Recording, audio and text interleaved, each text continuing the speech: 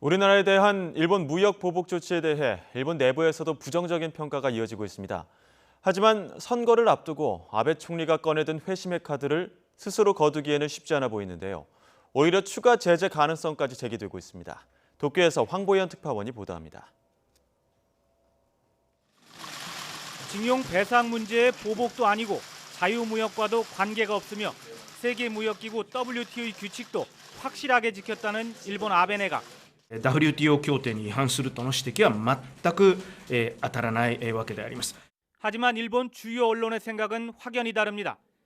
아사히 신문은 보복을 즉시 철회하라는 제목의 사설을 실었습니다. 정치 목적에 무역을 사용하는 것이라면서 자유무역 원칙을 왜곡하는 조치며 어리석은 행동이라고 일침을 가했습니다. 도쿄신문은 강제징용 문제는 외교 협상을 거듭해 해결해야 한다며 상대의 급소를 찌르는 수출 제한이 꼭 이 문제를 해결할 특효약이 되지는 않는다고 지적했습니다. 今回の見直しの措置というのは安全保障を目的に輸出管理を適切に実施する観点からその運用を見直すものであり 안전 보장 문제라면 WTO가 예외적으로 경제 제재를 인정하는 부분을 겨냥한 이런 태도도 문제라는 비판도 나옵니다. 관련 조항에 안전 보장이라는 말만 붙이면 다 예외가 인정되는 게 아니라 분명하고 합당한 조건이 필요하다고 전문가들은 지적합니다. 하지만 잇따르는 일본 내부 비판에도 아베 총리가 입장을 돌릴 가능성은 매우 낮다는 전망이 우세합니다.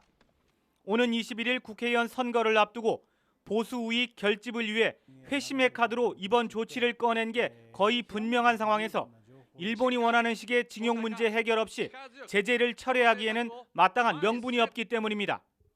아베 총리는 한국에 대한 수출 규제와 관련해 약속을 지키지 않는 국가에는 우대 조치를 취할 수 없다며 WTO 협정 위반이 아니라는 주장을 이어갔습니다. 여기에 보수 언론은 이번 조치에 힘을 싣고 일본 네티즌들은 놀라울 만큼 쌍수를 들고 반기는 분위기도 선거 전 뒤집기를 기대하기 어려운 이유입니다. プラスになるとしたら一定の保守的な考えを持った人たちに対して評価を得られると思うんですけれど。